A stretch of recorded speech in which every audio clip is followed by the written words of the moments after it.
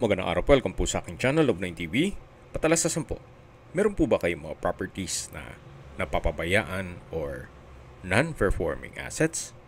Plan nyo ibenta, pero wala kayong oras pagbenta nito. Kung ito'y pagkakatiwala nyo po sa amin, tawag lang po kayo sa aking numero. Usap po tayo, gawan ko po ng video for free.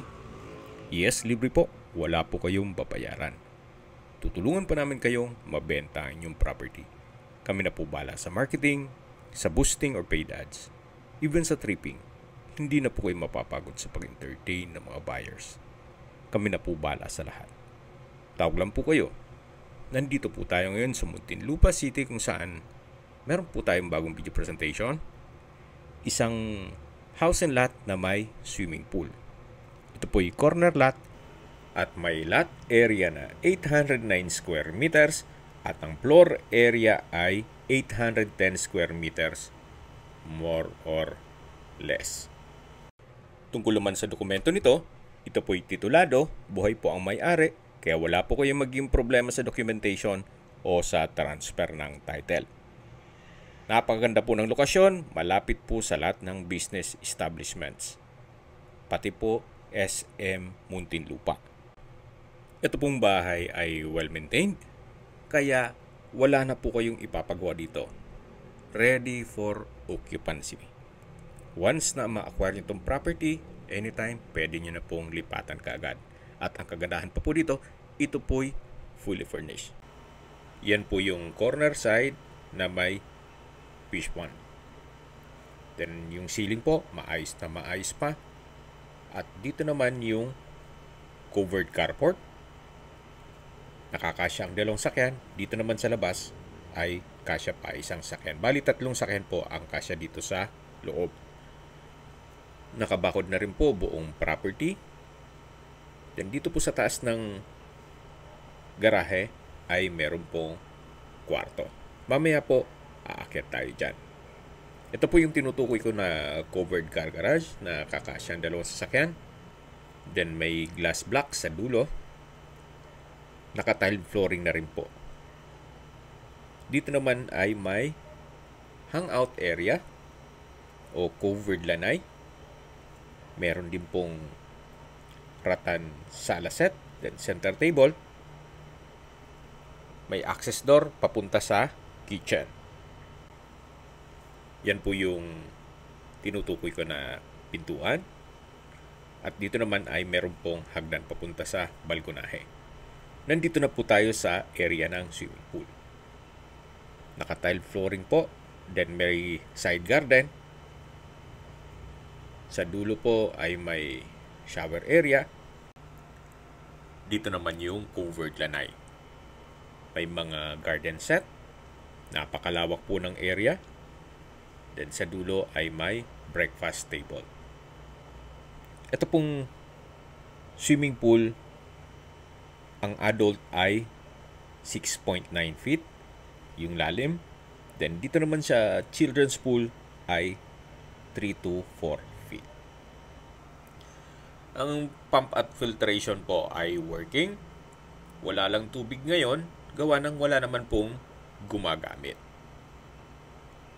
So yan po yung adult at kiddie pool.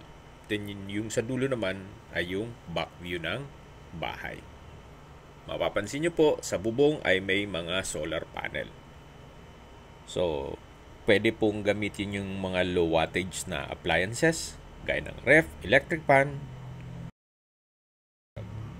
kettle water heater, washing machine, at iba pa.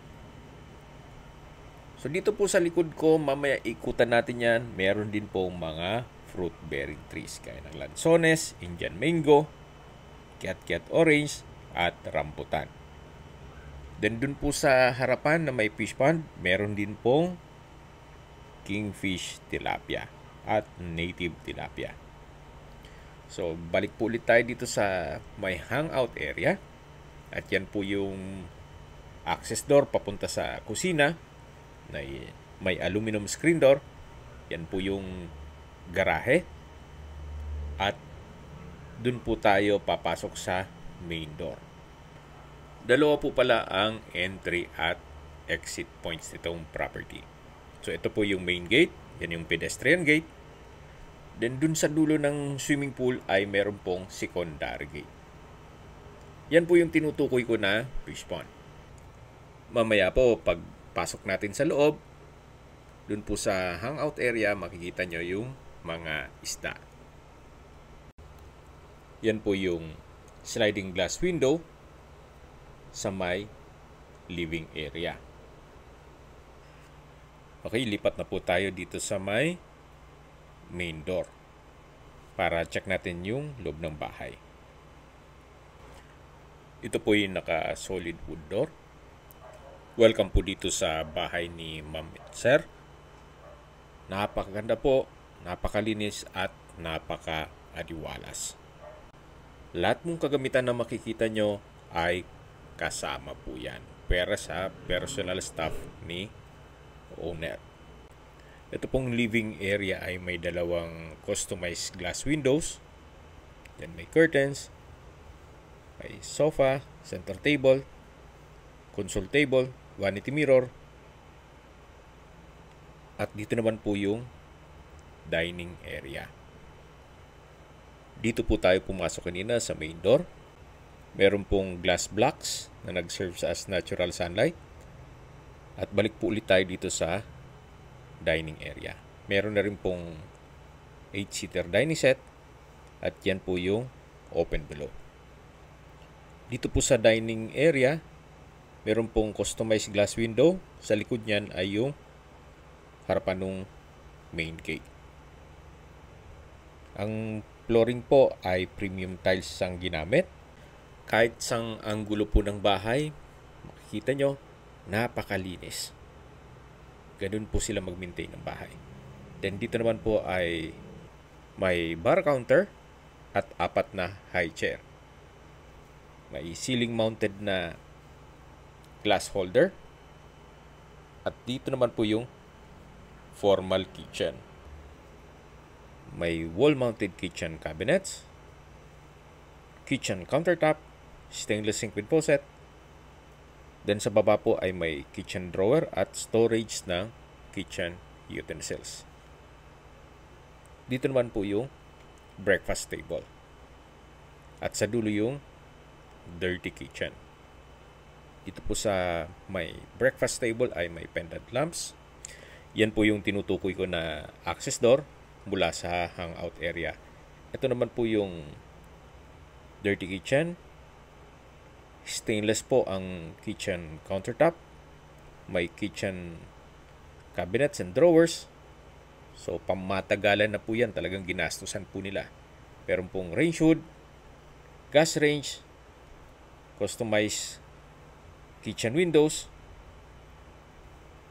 At yan po yung tinutukoy ko kanina na access door. At balik po ulit tayo dito sa may formal kitchen. Meron din pong gas range and range hood. Dito po sa bar counter ay meron pong ceiling fan. Then may chandelier sa may dining area. Bago po tayo pumanik dun sa hagdan, check po muna natin dito sa may powder room. Ito po yung naka-solid wood door. Check po natin. Meron pong hand wash basin, stainless faucet, water closet with bidet, at ito'y naka-tile bathroom wall. Then meron din pong bathroom window at high ceiling. Then may decorative flower base na rin po siya. At tissue holder.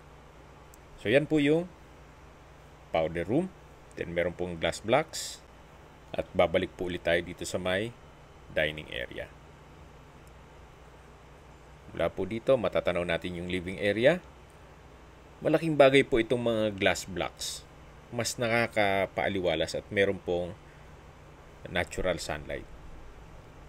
Dito naman po ay may malaking wall mirror. Mas nakakapalaki po ng area. Ito naman po yung French door design na papunta naman sa covered lanai o hangout area na kung saan mas malaki po ito. Then dito po yung tinutukoy ko na fish pond na meron pong mga isda. Then natural stone po ang disenyo. Sarap pong kape kayo every morning dito. Papakain ng mga isda. So yan po yung corner side. Then pag diniretso mo yan, dun po tayo yung sa may pedestrian gate. Yan po yung glass window. Ito po yung access door papunta sa living area. Yan po, napakalawak pa po nito. Then meron pong aquarium.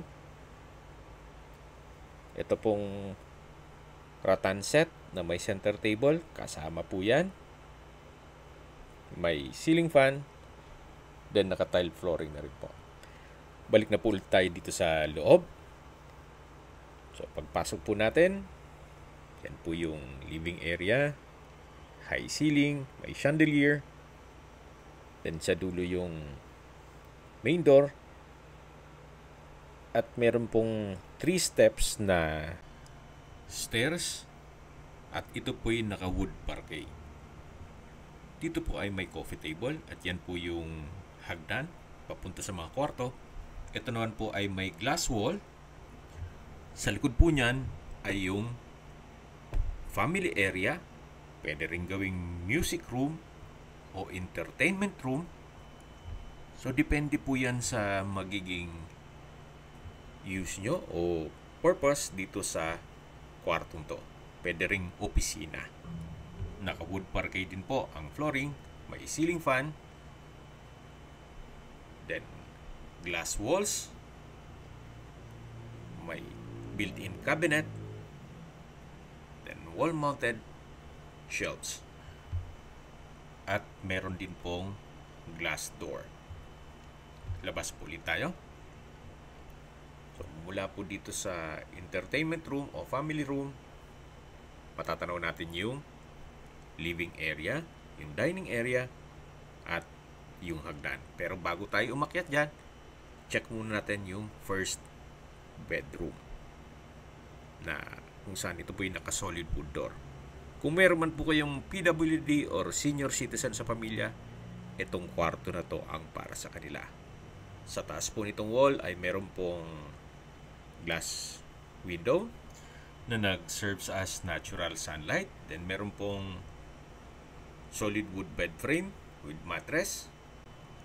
May wall-mounted TV at decorative walls. Then wood parquet din po ang flooring. May sariling toilet and bath din po ito. Then may wardrobe. Ito po yung toilet and bath, naka-solid wood door.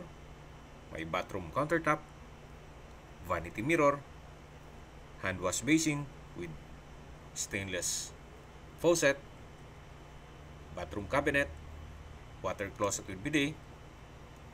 Then meron pong shower curtain, hot shower set, tile bathroom wall, bathroom window.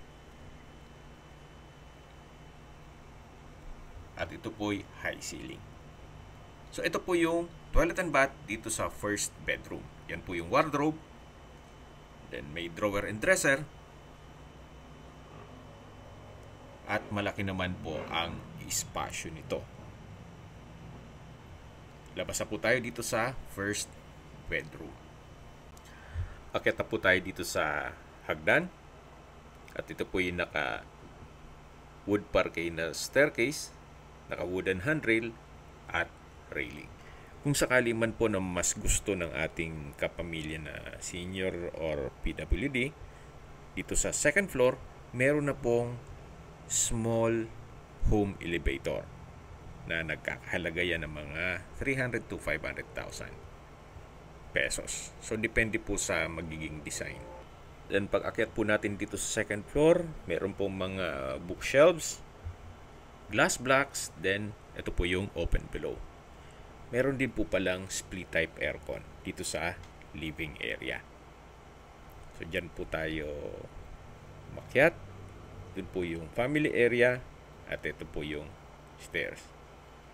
Yan po yung bookshelves o wall-mounted bookshelves. Then, ito po yung pangalawang kwarto na naka-solid wood door. Malaki din po ang espasyo. May ceiling fan. May glass window. Then itong glass blocks, napaka-importante po nitong glass blocks. Nag-serves as natural sunlight. Then mapapansin nyo po, napakadinis kahit sang angulo nitong bahay. Napakaganda. Then meron din pong wardrobe. At sa taas po, meron din glass blocks. Ito naman po yung pangalawang pintuan dito sa first bedroom. Na access door ito papunta dito sa may balkonahe. Then, dito naman po yung another hagdan papunta sa hallway at ibang kwarto. So, ito po yung pangalawang kwarto. Tunghayin nyo po. May bed frame and mattress, ceiling fan, electric fan, then meron pong split type aircon. So, napakalinis po. Lalabas na po tayo dito. Then, another stairs din po na naka wood parquet na staircase. So, ito po yung hallway na kung saan pinakita ko sa inyo kanina mula dun sa pangalawang pintuan. At dito naman po yung papunta sa kabilang kwarto. At yan po yung open below. So, check natin itong pangatlong kwarto. Naka-solid wood door. Napakalaki ng espasyo. May mga glass windows. 4 po yan. Then, premium tiles din po ang ginamit dito sa flooring. May bed frame and mattress. May side table, drawer and dresser. At may sariling toilet and bath. Check po natin. So, napakalaki po ng espasyo. May enclosed glass walls and doors. Yan po yung walk-in closet. At pasok po tayo dito. Meron pong jacuzzi, kitchen window, from floor to ceiling po ang tile bathroom wall. May water closet with bidet, wall-mounted shelves, tissue holder, at dito naman po yung shower enclosure. Ito po yung hand wash basin with vanity mirror. Dito naman po yung shower enclosure cubicle cabin, cubicle with body jets o hydro massage with 6 adjustable body jets, then multifunction shower heads at safety glass doors. Okay, labas na po tayo. Ito po yung toilet and bath dito sa master's bedroom. Meron din pong 2-seater coffee table, may window type aircon at wall-mounted TV. Ito po yung access door na papunta dito sa balkonahe o terrace. Meron pong aluminum screen door. At paglabas po natin dito, matatanaw nyo ang inyong mga magiging kapitbahay. So, yan po'y parte lang. Dito po ang pinakamalaking part ng balkonahe o terrace ng master's bedroom. So, dito naman po yung kabilang side ng street. Bali, 1, 2, 3, tatlong streets po ang covered nitong property. Ulitin ko po. Ang lot area po nito ay 809 square meters. Ganun po siya kalaki. Okay, balik po ulit tayo dito sa master's bedroom. May bedside table, lampshade. Then dito yung coffee table. At sa dulo yung drawer and dresser. Yan po yung toilet and bath kung saan dyan na po tayo galing kanina. Ito po ulit yung hallway. Then, yan po yung hagdan. Pag diniretso natin yan, yun sa balkonahe. At ito po yung last bedroom na naka-solid wood door din po siya. Sa spasyo, sakto lang. Hindi naman siya ganun kaliit at hindi naman ganun kalaki. May study table, double deck, may ceiling fan at electric fan, naka-tile flooring, may pin lamps.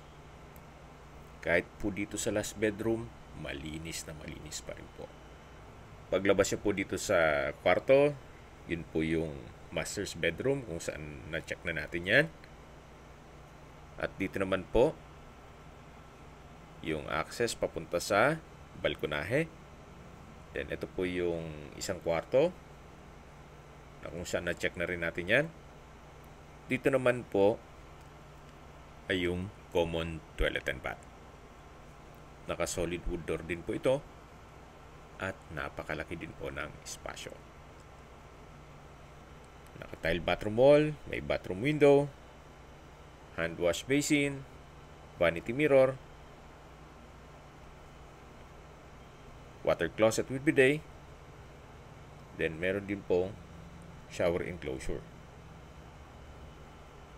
May overhead shower at body shower. So ito po yung common toilet and bath. At lalabas na po tayo para check natin yung ibang parte nitong bahay. So labas po tayo dito sa may balkonahe. Sa baba po nito ay yung maliit na hangout area katabi ng garahe. At dito naman po ay may balkonahe. Sa baba naman nito ay yung covered lanai na malapit sa swimming pool. Ito pong swimming pool ay may running water, may falls, may shower, may fountain, at romantic lights. Then dito po ay may banyo. Ito po yung ginawang service area. So maximize nila yung space. At dito naman po yung hagdan na papunta naman sa roof deck o view deck. Napakalaki din po ng espasyo dito.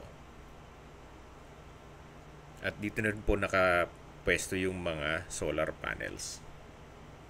So makakatipid na po kayo sa kuryente.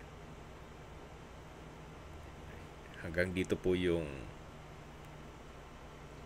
roof deck o view deck. Mula po dito, matatanaw nyo na yung Chowking, Burger King. Actually, katabi lang po niyan yung SM. Yan po yung inyong magiging kapitbahay. 360 degrees ang overlooking view dito. Then meron pong mga lamp post. At dito po yung lower part ng view deck. So habang naglilibot po tayo at pinagmamasdan nyo po itong buong kapaligiran, itong property, pag-usapan na natin ang distance, location at travel time. Mula po sa SM Center Muntinlupa, ang distance is 1 kilometer.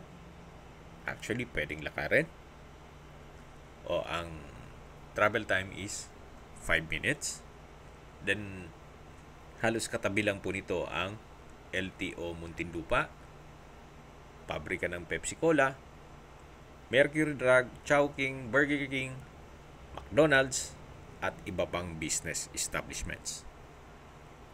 At mula naman po sa Muntinlupa Hospital, ang distance is 5.1 kilometers at ang travel time is 15 minutes.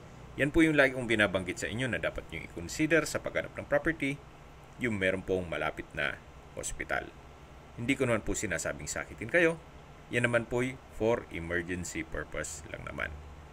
At mula naman po sa Makati, BGC, ang distance is 26.8 kilometers at ang travel time is 42 minutes. At kung manggagaling naman po sa airport, ang distance is 22.8 kilometers at ang travel time is 36 minutes via Skyway. Yan po yung driveway. At matatanaw din natin yung main door. Ito po yung pasad. Habang binabanggit ko yung distance, location at travel time, umikot na po tayo dito sa guest room. Mula po dito sa guest room, meron pong banyo. Then ito po yung balkonahe. Yan yung mga kwarto. At dito naman po yung another balkonahe. Bababa po tayo dito sa hagdan. Then matatanaw natin yung hangout area. May pocket garden po dito. At may ilang ornamental plants. Then balik po ulit tayo dito sa swimming pool. Sa mga nag-skip po ng video, summarize ko lang po, ito pong property ay nasa Muntinlupa. May lot area po ito na 809 square meters at may floor area na 810 square meters. Ito pong property ay fully furnished at ready for occupancy. Tungkol naman sa dokumento nito, ito po'y titulado at buhay po ang may-ari. Dito po sa side ng swimming pool ay meron pong pocket garden. Then may countertop.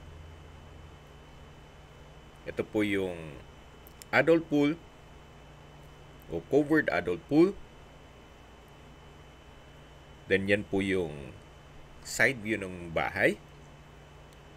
Na kung saan inikutan natin yan kanina hanggang sa view deck. Ito po yung owner's built. Kaya makita nyo naman maayos pa ang structure. Then well maintained po ito. Yan po yung covered lanai na na-check na natin yan kanina. Then may mga side garden. Ito po yung shower area. Hanggang dito po yung side garden. So ulitin ko po, hindi ginagamit itong swimming pool kaya walang tubig. May waterfalls po yan. Then may running water, may shower, may fountain, at may romantic lights. Ito po yung swing. Then meron pong mga fruit-bearing trees. So meron po kayong bakanting lote dito na pwedeng gawing playground ng inyong mga apo o taniman ng inyong mga paboritong halaman. Dito po sa likod ay meron pong lansones, Indian mango, ket-ket orange, at rambutan. So may bridge po dito. Actually may isda din po sa ilalim. Then yan po yung pump room.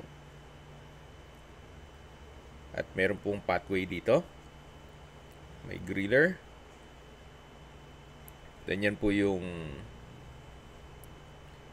toilet. Then may stainless na handlebar.